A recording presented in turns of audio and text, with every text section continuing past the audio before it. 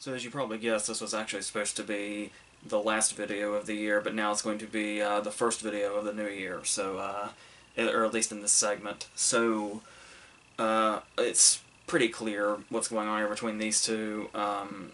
There's the whole, after Lord of the Rings sort of came out, everybody was on this big kick of, like, the really epic fantasy movies based on, the book series and all that. Something that's is still going on forever and has always gone on for even long before that. But there was like a really particular huge craze here, especially with Harry Potter starting around the same time as Lord of the Rings also.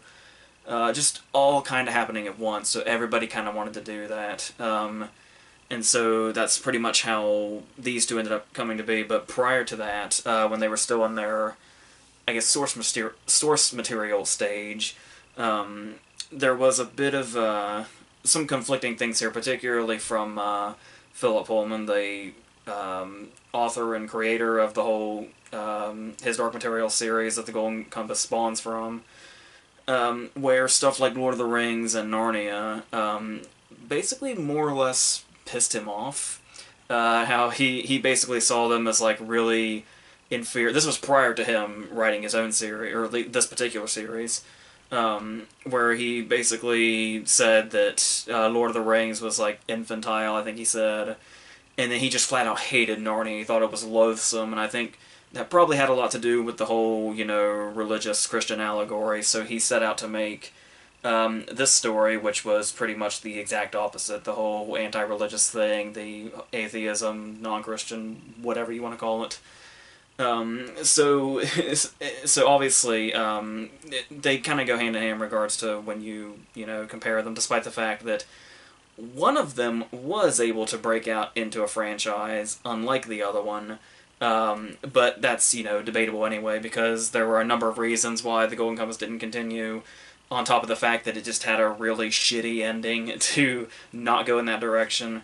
And obviously Narnia did spawn a trilogy, but, whether these two are worth much of anything is also quite debatable, but I only really have them for the sake of completion, so it's really what we're looking at here. And these two going into through the adaptation period, there is the whole thing about you've got the Golden Compass, which is like a 400-page book condensed to a movie that's less than 2 hours. It's about an hour 50 or so. And you've got Narnia, or The Lion, the Witch, and the Wardrobe, which, by comparison to not just the Golden Compass, but all books, more or less, is practically the size of a pamphlet that they have stretched out to 2.5 hours. So you can kind of tell which one is going to probably feel a bit meatier, despite the fact that the other one might have a lot more piled into it, which may have kind of also been the death of it, to an extent. Depending on where you're coming from. I know the Golden Compass movie does have, some people that like it, but not necessarily many. But before we go into it, I actually wanted to start with Narnia while we're at it. So, as I was saying, in regards to adapting them and taking, the much smaller source material and making a movie that's half an hour longer than the other one, we do start off, because I think most adaptations, because there was, I haven't seen all, I've only seen like half of them really, but apart from this one, obviously you've got, what was it, there was a TV series in the 60s, I think there was a TV movie in the 80s, based specifically on The Lion, the Witch, and the Wardrobe, and then this animated movie from the 70s that maybe a few of you saw it, apparently won an Emmy for animated special, and I can't remember what it aired on. I want to say it was like a BBC thing, but I am not totally positive on that, but it exists regardless, and is like practically taken directly from the book and put on the page. I'm not sure about the other adaptations, but that one in particular is like, you could practically follow along with the book if you really wanted to, exactly. I think the only scene that's missing from that, or at least I don't remember in it, is the Father Christmas scene, for some reason. So, despite how crucial it is, I don't remember it being in there. They just kind of say, like, oh, by the way, Father Christmas came through and gave us all this cool shit. So this adaptation, obviously, despite being, like almost 2.5 hours and being really stretched out and having that really, epic post-Lord of the Rings feel, is still really quite faithful to the source material, interestingly enough. That you do kind of question, the thing I was getting ready to say was, in regards to the other adaptations. We typically start with the same way the book starts, if I remember correctly, which is it's just the rainy day, they're already, you know, staying with the professor and all that, and then they start doing the hide-and-seek game, which ends up with her in Narnia. But of course, being a movie adaptation that is 2.5 hours, that's got to feel as epic as possible, we're going to start with the whole war imagery, then have them being transferred, have a whole opening credit sequence of them taking the train ride there, then getting there, and then taking some time before they play hide-and-seek, and we know what happens. Now, some people might say that this is just to get to a 2.5 hour runtime with nothing else. But you could also say it's kind of nice to kind of see those details a little more and see them really take the material and just get as much out of it as you can. Not everybody goes full Peter Jackson doing The Hobbit when they do that. Sometimes it can really sort of just kind of enrichen the whole atmosphere altogether. It also, what I kind of like about it is, I mean, I do kind of like this about the book and the animated movie and all that, where it gets right to the damn point. Like, it's been on for like 2 minutes when they're in Narnia already, and they're like on their way there in like, what, page 3 or 5 of the book or something. But with the movie, we get like that sort of anticipation, where like we know obviously that Narnia is coming, but we kind of have to wait for it a little more, which kind of makes it a bit more special when we finally do get there. So I do give it credit for that, but I could totally buy somebody just saying, God, they really want to stretch this out. But I mean, once it gets there, there's really hardly any padding to it at all. It pretty much goes right the way as we know it, and anything they add to it just really keeps it from being too short and getting to the point too fast, which is really well done. And more or less how adaptations should go, with the way how like it's all there and they didn't take anything crucial out or put anything particularly crucial in, at least that I remember. But there's just enough added that gives it that whole feel to where it doesn't just feel like it's cutting to the chase as much as it possibly can, which I really like. And it's really interesting to look at the director for a movie this big, Andrew Adamson, and when you hear that name, you're kind of like, no idea who that is. It's weird they would get a no name for this. But he did do the first 2 Shrek movies, which are obviously a big deal, and he did this, and he didn't do Voyage of the Dawn Treader, but he did do Prince Caspian. And then after that, he kind of vanished. So I don't know if like Prince Caspian killed his career or what, but I mean, he still obviously is a name that's in there, just isn't one that like really stands out and isn't like, you know, one of those director names that you immediately recognize, despite all the work he's done that you're familiar with. I think his next project is like some Curious George adaptation. I don't know if it's live action or what's going on. I just know it's been announced. And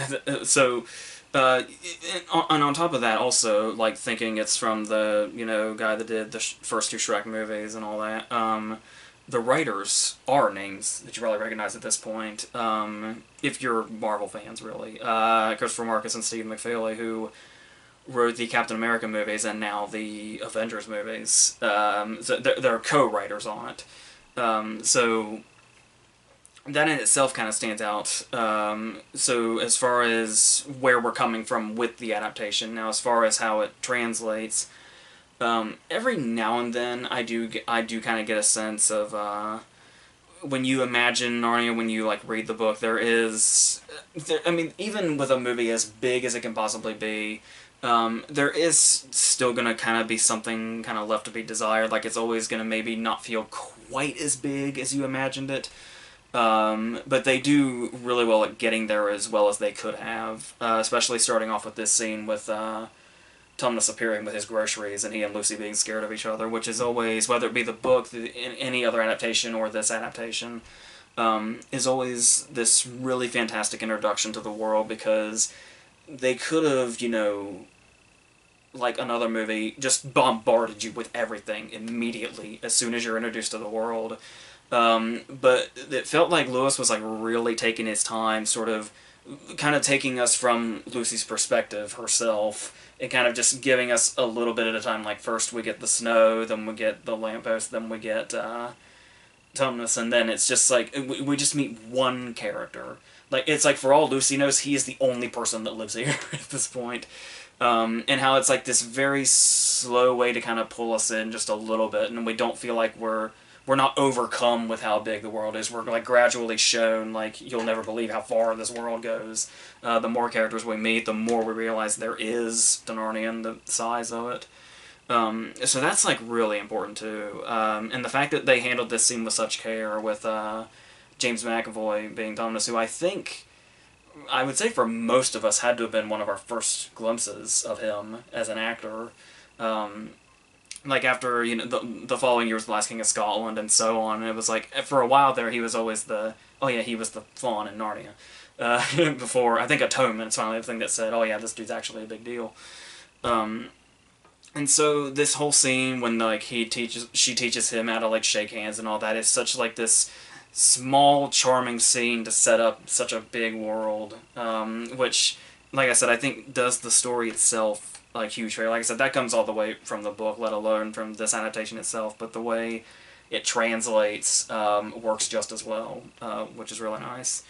So as far as the translation and adapting, there is something, and I don't know this because this is something that I would normally never suggest in a movie, at least that I can think of apart from this, because it's a certain tool to storytelling that's really, you gotta really make it work if it's not already set up that way.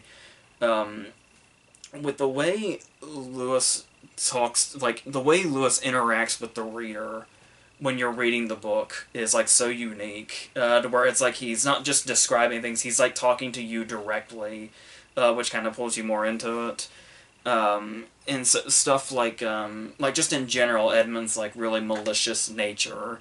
Like if you're not guided by reading that in the book, it kind of seems from out of nowhere, and it's still kind of out of nowhere in the book because he's just like, he doesn't really necessarily say why Edmund's like this, but he gives us the idea that Edmund is before Edmund does, you know, shit that's gonna screw everybody else over. So I almost felt like we could have used a similar guidance in the movie, which would, of course, would have to mean I wouldn't have been opposed to this movie having a narrator, at least in some places. And I was kind of trying to think after I had thought that, like, who like has that storyteller voice, like who could do this sort of thing. And the idea that finally occurred to me was, like, imagining if Liam Neeson was, like, working as a narrator, and then as the movie went on, because it would be the whole thing about, like, it would give this idea that, further, that Aslan is, like, this godlike creature that, you know, sees all and knows all. Something like that maybe would have worked in its favor, especially with that stuff that you kind of have to have, you know the source material to really get a grasp on it, like what exactly is happening and why.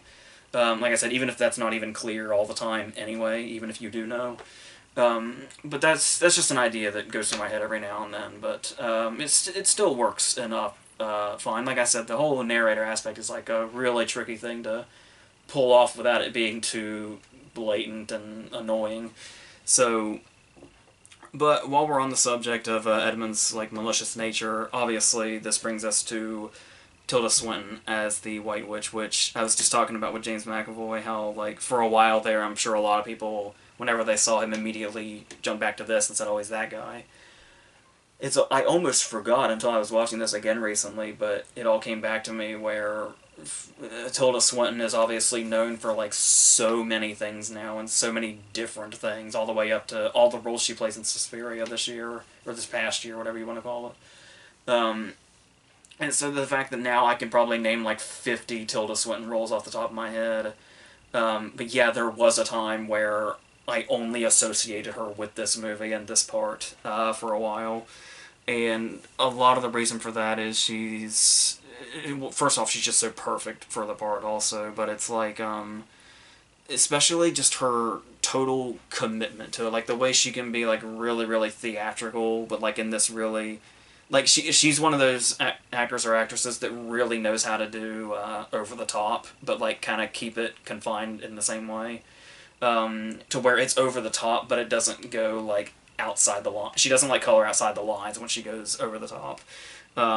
So, you've got an actress like her who is, like, so renowned and so beloved, and she's talking to all these animated creatures, like beavers and foxes, and she's just so incredibly committed and so incredibly convincing that she actually, because this may be arguable to some people, but some of the effects in Narnia are a bit shoddy these days, particularly with the animals. But there's something about her commitment to them, and when she's interacting with them, that helps the effects a lot in regards to coming to life. Because if you see, like, Mr. Beaver or Mr. Fox or something, and you think they look a little too animated, just them interacting with the White Witch will immediately make them seem more real because of how convincing she is that those things are actually there when she's, like, talking to them. Which is really great and does the movie a lot of favors. And even just that wicked way about her that she can do, even in, like, when she's not being over the top, when she just has, like, one line. Like, I think it's after she's killed Aslan, and then she looks at one of her guys and she says, like, prepare for battle, however short it may be.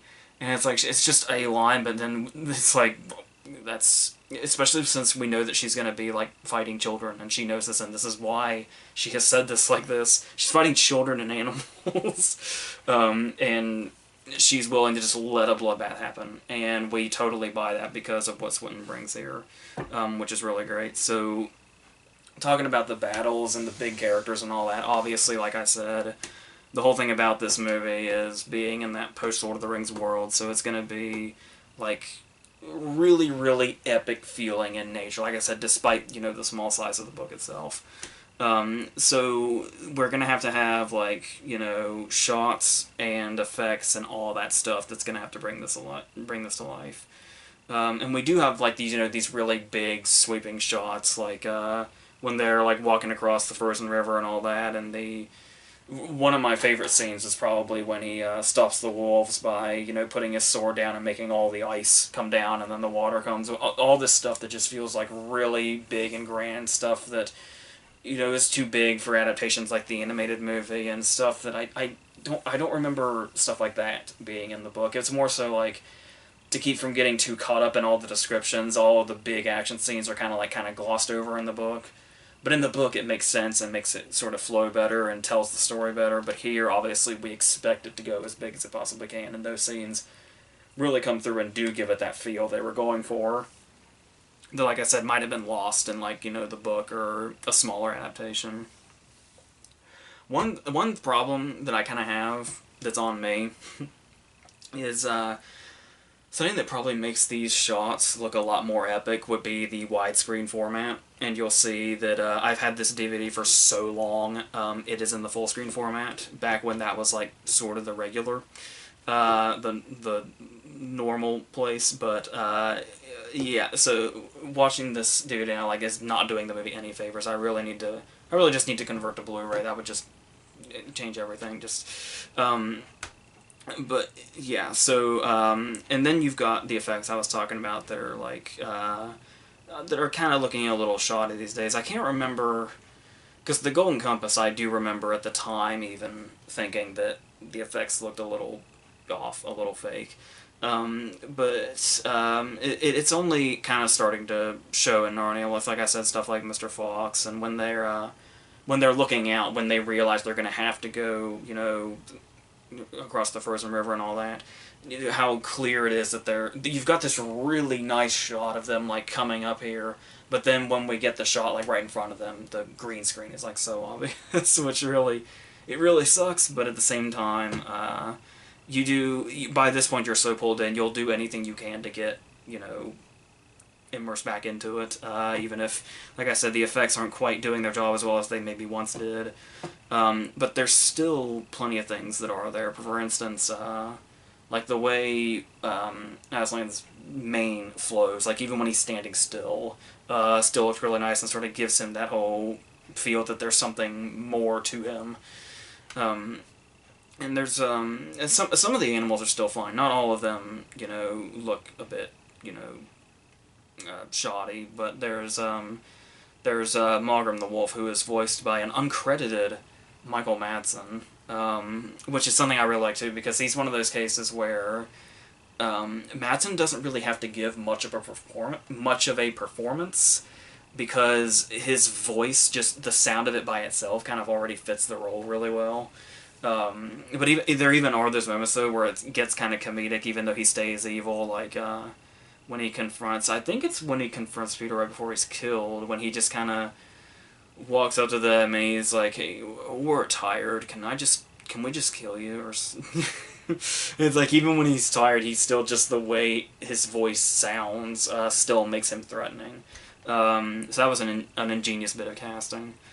And it does do things like when, like, even if the animals don't always look totally convincing, I talked about, like, the Tilda Swinton scenes kind of bring them to life a little more. There's also those scenes that are, like, sort of unexpectedly emotional, which kind of helps a lot also. That kind of helps them feel a bit more there, even if the animation's not doing that. Like, the moment when they get caught up in battle, my memory's getting vague now.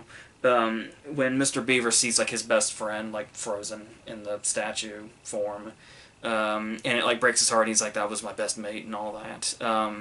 I forgot to mention Ray Winstone as Mr. Beaver, also a really nice casting choice, and Rupert Everett as Fox, I think.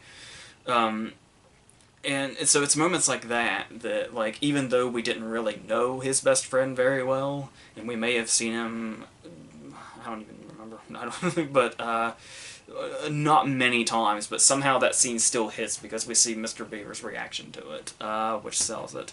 So that helps the effects out a lot also, is bringing in that stuff. But then, like I said, every now and then you have that, but then you have, like, something that should be awesome, like the White Queen's sleigh, or the White Witch's sleigh going down, just across the path, and it's just looks, those really, faraway watch shots just look really animated, in not the greatest way. But then, like I said, you've got scenes that I'm really happy stayed in, like the Father Christmas scene, which is missing from some adaptations, like the animated one. Because I think I'm like really devoted to this. I'm not 100% sure. I just really don't remember it in here. But like I said, it is like this really crucial scene, and does kind of give this movie this, and it's a nice payoff too, with the whole Thomas talking about how it's been winter for 100 years, but it's always winter and never Christmas, and it always that's kind of the start of this dark feeling that's over Narnia, and when we see him appear, it's like this whole turning point of where everything is starting to kind of go their way, despite the fact that they still have, like, a bloody battle to fight, but even so. Now, going in, we were talking about the Christian versus the non-religious or anti-religion or whatever viewpoint. For both of these movies, when I went into them in 2005 and 2007, I don't know if I just didn't, like, pay attention to that stuff when I was going to movies back then, but we'll actually go more into that when we get to the Golden Compass. But as far as Narnia's case is concerned, it should have been a lot more obvious to me, but because that's the kind of thing that I didn't know about the allegory going into it. So needless to say, I was a bit shocked what Aslan's fate was, or at least his first fate was, where they go through not just killing him, but the whole degradation of, like, shaving his hair off, and the fact that Tilda Swinton's wearing his mane around her neck for the final battle, which is so evil but kind of awesome at the same time.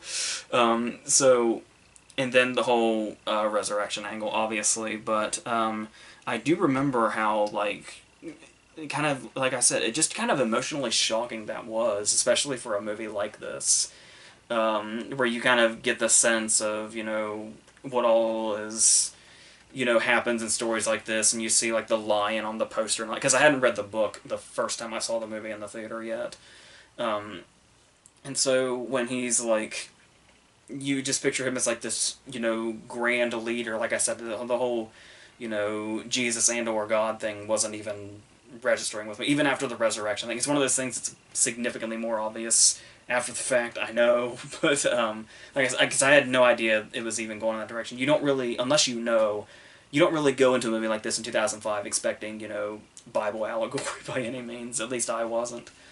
And so, yes, obviously, once it does get to his resurrection, it is like this really big, powerful thing, and you do get to the battle sequences, which like I said, we are in post-Lord of the Rings, so despite how long battle scenes have been going on forever, it's all about making them as big and long as possible. But the different thing about this movie in regards to its battle scenes is, like, how you have there's so many different things going on in kind of a good way, because in any other movie, you know, before and after it, you just kind of have, you've got this side and you've got this side, and they're in similar armor, you know, whatever, and they just kind of collide, and you don't really know who's killing who. You're just kind of watching carnage, and that's kind of the point. But here, you've got like different species, you've got like different creatures, you've got everybody's like dressed differently, everybody's coming from different places. You've got the whole, that distant shot where they all come together when you see like the animals coming first, and then it's this whole kind of gradually comes together. It just feels like much more interesting and much bigger in a way. And the whole kind of, it's there's like a juxtaposition, but at the same time it kind of keeps the tragic feel, the way we have like the big noisy battle scenes that cut back to the really quiet scenes of the girls over Aslan's body. And so it's like there's the juxtaposition as far as the sound when it goes from really loud and, you know, battles to just quiet and death. But at the same time, it's like, given the death that's on the battlefield and the tragedy that is, you know, Aslan's death here, there's like a similarity to where the tragedy carries over, but the sound stops, which I kind of really like. So, and then by the end, obviously, it's one of those cases where I remember, and it's sort of a feeling I still get when I watch it, which is, I remember really liking it when I left the theater when I first saw it in 2005, but the thing was that it was a while before I didn't realize just how swept up in it I was until after the fact, and I started, like, really reacting to things, like, whether it be, you know, Aslan's death, obviously, but also, like, the moment when Lucy sees Tumnus as a statue, and just how, like, emotional that is. And we could say, like, yeah, we saw her meet him once, and the second time she met him, we didn't even see it. She just told us. And it's like, it really shouldn't mean that much to us, but the scene just hits hard enough that it does, because it's just so well done. And then the moment when, in the final battle, when Edmund finally confronts the witch himself, just is this really great big moment that is so earned. And it's, like I said, before you even realize it, you're just, like, so incredibly caught up and into it. So, so yeah, there's, like, so many things I do like about it, but it's not a movie that I always, like, remember as one that I really like. Like, when people bring it up, it's like, yeah, but I think that maybe the other movies might have tainted it a little bit. So when I think of Narnia, I think of the Narnia trilogy, as opposed to how much I like this movie individually, which has, you know, unfortunately been a problem for a lot of movies that have, like, a really good first movie and then sequels that don't quite have the same impact, which is unfortunate, but yes, I do like it quite a bit. And I do also like that they don't rely too much on the knowing the source material, not just the book itself, but obviously what you would need to know about the prequel book to know about the Jim Broadbent character. But it's like, even if you know, actually it almost might even be better to not know the source material for that last moment with Jim Broadbent, when it kind of occurs to you. It's sort of like the last scene in The Lost Boys, when the grandpa says all the damn vampires and you realize that he's known the whole time. Is you kind of get that similar feel from that last line by Broadbent just before it cuts to the credits, which I really love. So yeah, in that case, like, I almost feel like it's just as impactful if you don't know that whole story and his involvement and all that, and what all he knows and all that. So yeah, so that's how I feel about Narnia. And like I said, it did manage to spawn a couple of sequels, even if it, like, kind of really went off the path and just kind of went a direction that nobody really wanted it to, and it just sort of, like, came to this, not even a crashing halt, but like a silent halt, which might even be worse.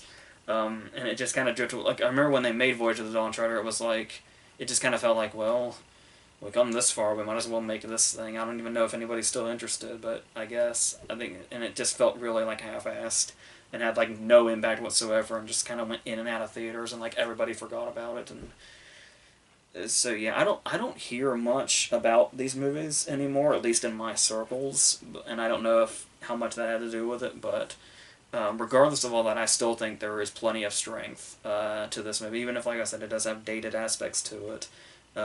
It's still there's still something about it that's still incredibly entertaining, regardless of how you feel about the material or the Bible approach or whatever. So yeah, that's how I feel about that. So that's, of course, going to take us into the Golden Compass. So what I'm about to say is probably a dangerous thing to say on a public medium, but I'll go ahead anyway, which is, I was talking about, the source material and all that, and comparing that in regards to how this movie adapted it and all that. The Golden Compass, despite the fact being a movie that not many people were really into, the book, on the other hand, is, like, really, really beloved, really, really acclaimed, and seen as, like, this, monument in the history of literature and all that. But the thing is that it was never a book I could really get all the way through. Not necessarily that I disliked it. I just really had trouble getting into it. So I only made it maybe, like, overall, throughout many tries, 100 or so pages, and so like a fourth of it, which obviously is not very much, especially for a book that has so much going on in it, clearly.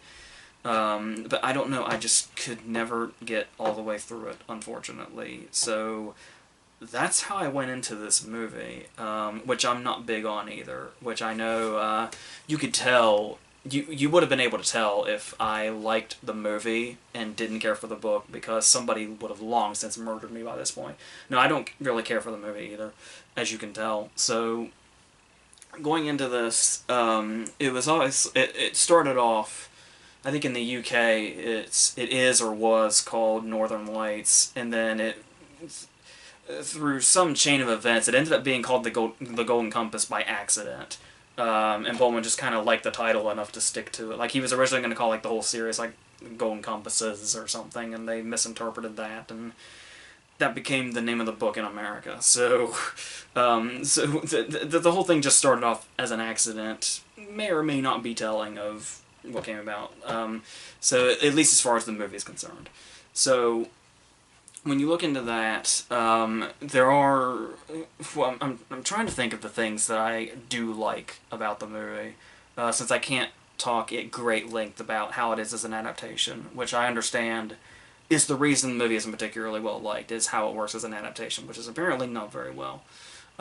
So, yeah, and so, like, I do like the idea of, number one, the demons is a really cool idea. I heard somewhere that Pullman was saying that they were almost kind of a last-minute idea when he was doing his first drafts, because it was basically she needed somebody else to, like, talk to, because she spends a lot of her journey, like, kind of trying to figure things out, and more or less, I mean, she has a lot of companions, but she sort of needed that constant companion to sort of try to work things out or whatever.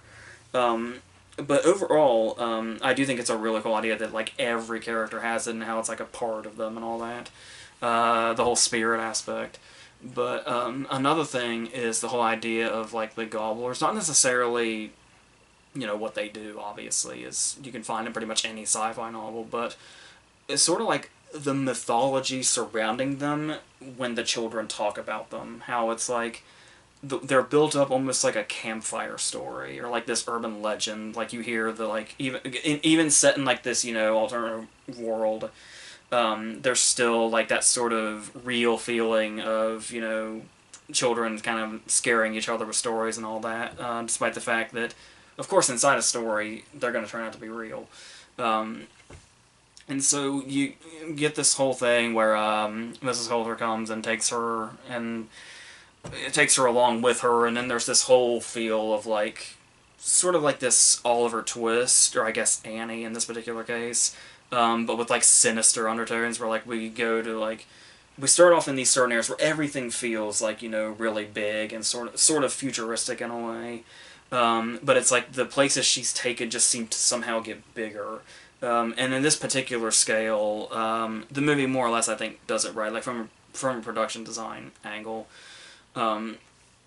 And obviously this has a lot to do, this whole storyline, at least in the first half, has a lot to do with what Kidman is bringing to the table. Obviously she keeps coming back, but like I said, knowing that the movie's going to get cut off before it can really do what it needs to do, she kind of stops mattering really quickly. So, just looking at it from that standpoint, the first half of the movie with Kidman, what's really great about her, because that's another good thing you can say about the movie, is just in general, it does have a really great cast. And we can start that with Kidman, where she has this great way, especially the scene where she's like wearing her glasses, she has this way of like being able to play trustworthy or untrustworthy using like the same glance or like the same expression. Like you can never quite tell. Like if you don't know which angle her character's coming from, she's like able to kind of make it constantly ambitious until we know for sure.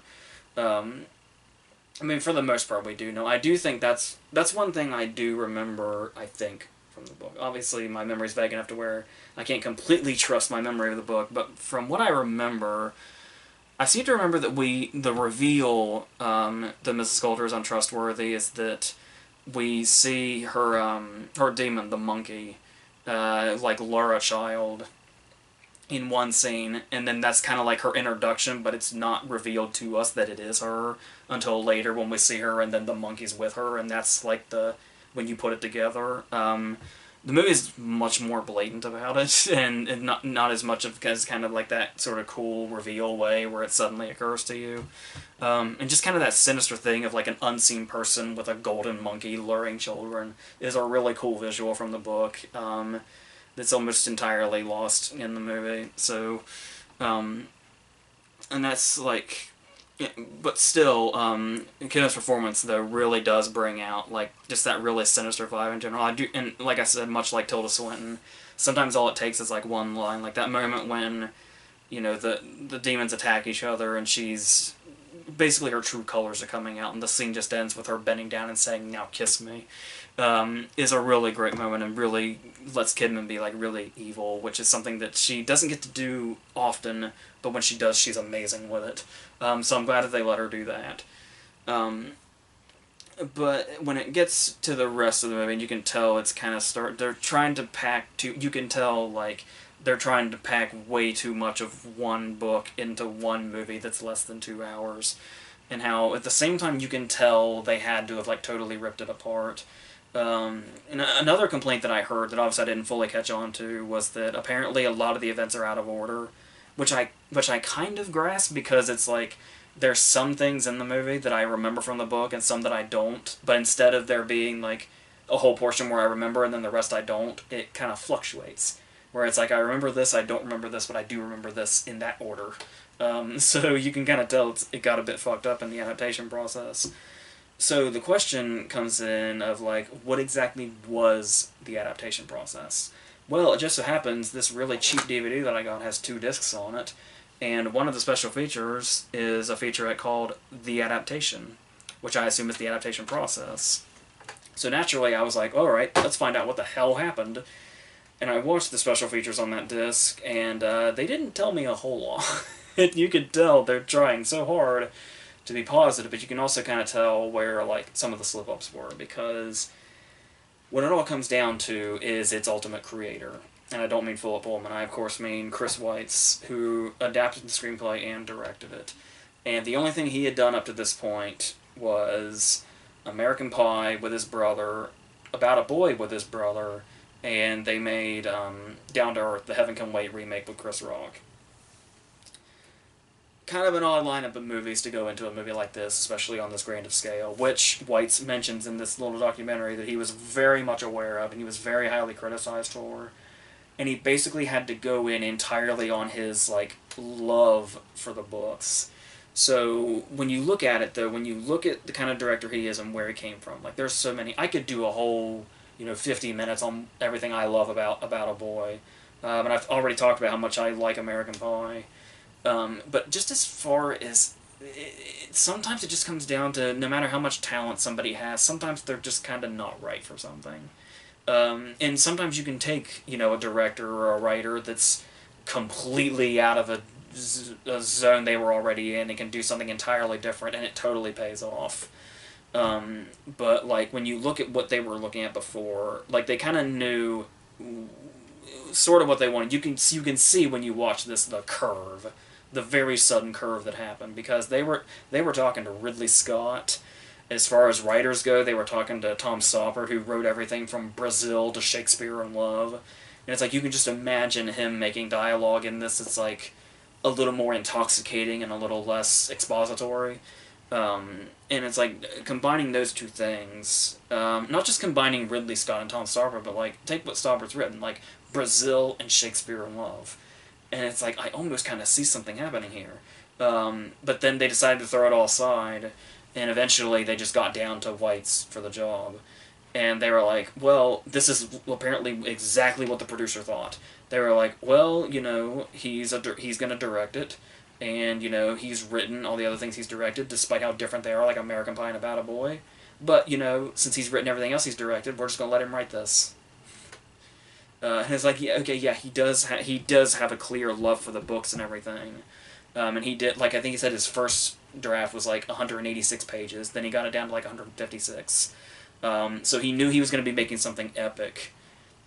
And you could see a clear passion here from him, and how he talks about at length, like how very willing he was to let this movie consume his life while he made it.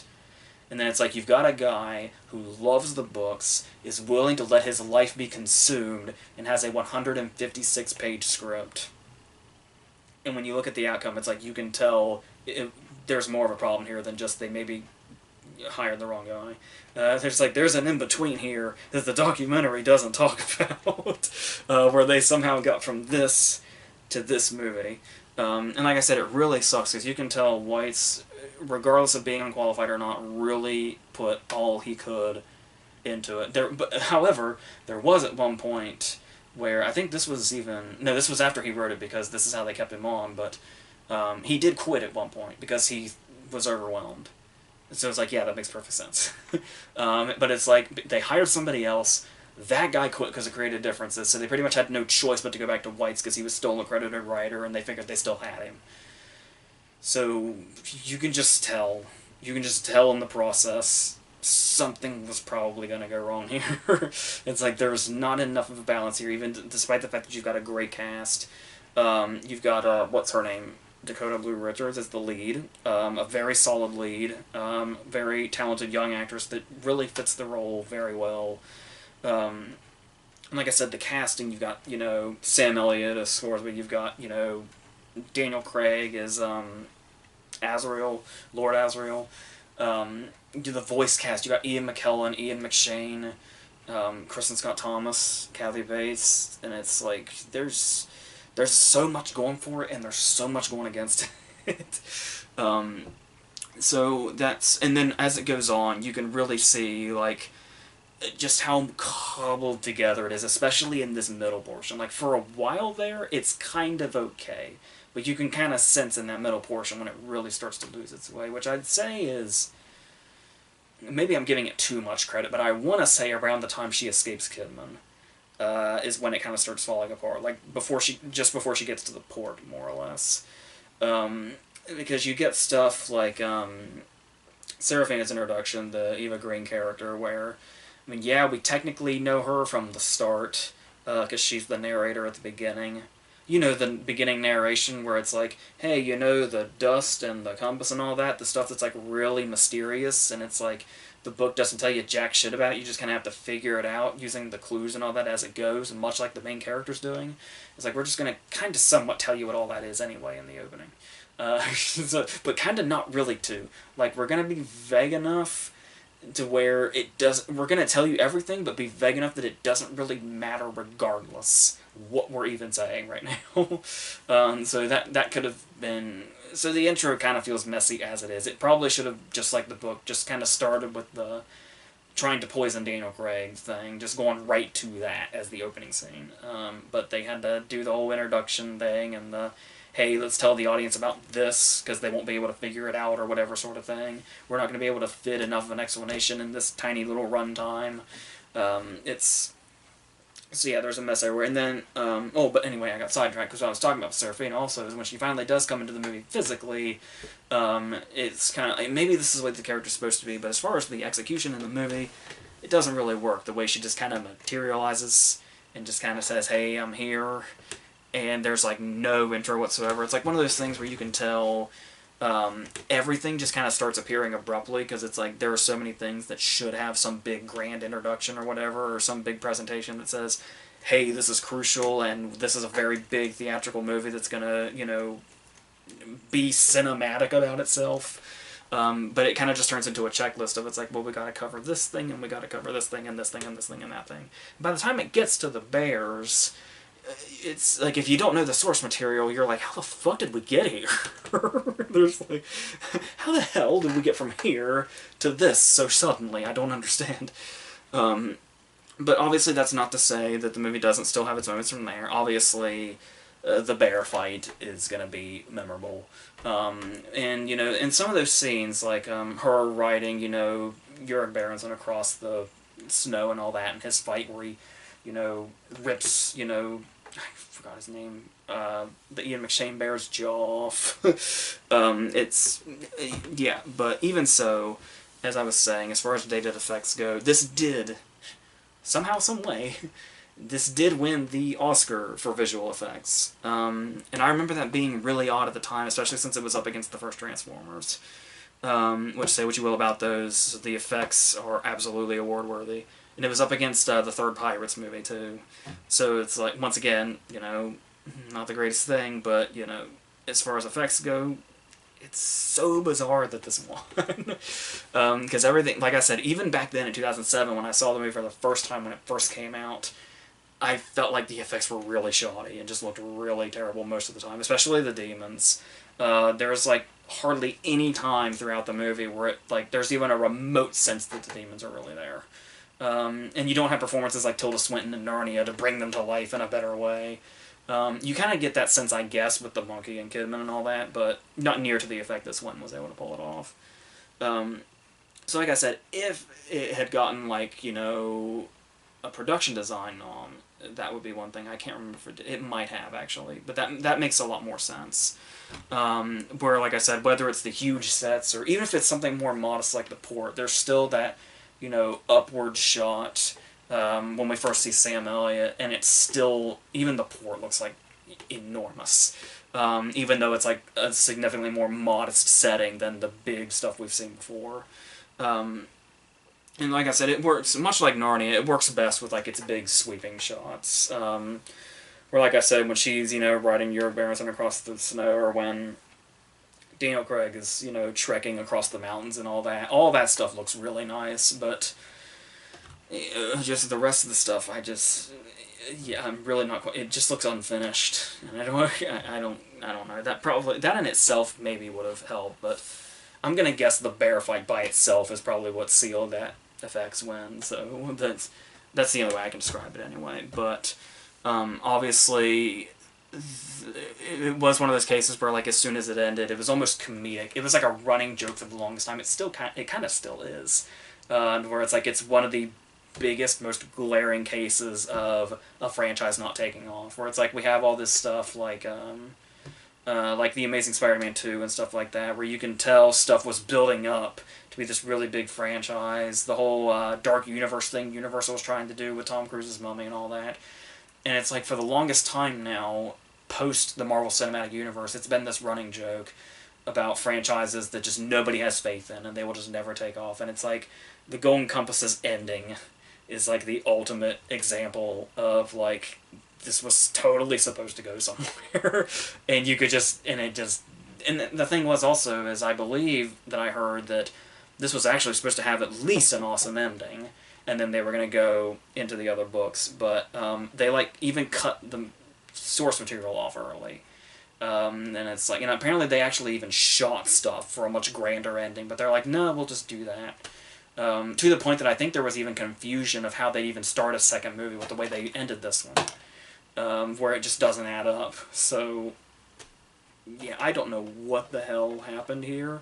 And like I said, the special features aren't going to tell us. They're hiding some shit in those special features. So, But like I said, it is nice to know that the people involved did try. Like, they had passion in there, but there was some middle ground here where everything got lost. But they are planning that BBC series, I think it is, where they've got a very interesting cast. They've got like Lord Asriel's going to be James McAvoy, Scorsese's going to be Lin-Manuel Miranda, Ruth Wilson's going to be Mrs. Coulter. So I'm somewhat interested to see how that turns. I don't know if it's something I'll actually watch, but I'll hear about how it turns out. So we'll see what happens with that. But so yeah, but going back to the source of it I was talking about, it's like the Golden Compass, unfortunately, just kind of something that I just didn't have much interest in anyway. Even going back to the book, so it was kind of a lose-lose anyway, but even so, like, I can tell there's something wrong here, that I'm sure the source material makes significantly more clear. Oh yeah, and I was going to talk about the whole anti-religion thing, where I was talking about when I saw Narnia, the reason I didn't really catch the allegory was because that's just not the kind of thing I was really looking for in movies back then, so that kind of thing would only occur to me after the fact. I was kind of thinking the Golden Compass was the same way, where when I heard about the whole anti-religion thing, I was like, where the hell was all that? And so I guess it might be in there a little bit, but it's mostly one of those things that they just completely ripped out of the movie because they didn't want to piss people off. So it was like... But that's the thing, though, is like, even if even if there's a little bit in here, I don't know where the hell it is, and it's like there's clearly that's something where it was like they really lost something in adaptation, especially since that was such like a driving force for him to even write it in the first place. You'd think they would have done, like, if they were going to go through the trouble of adapting it, they would have seen that obstacle ahead of time and was like, we're going to be pretty controversial if we make this thing, and then like come to terms with that before you start making it, instead of saying, well, we'll just won't do that. And so yeah, so that's what that is. So I don't think I even need to say I prefer one of these over the other. So yes, and the next one, as I stated before, is going to be 3 movies of the same character. So not a series, but like versions of the same character. So you'll get them. You see it. So, and then I don't know what the hell, but yeah, and then review videos, awards videos, all that shit. So until whatever's next, that's it.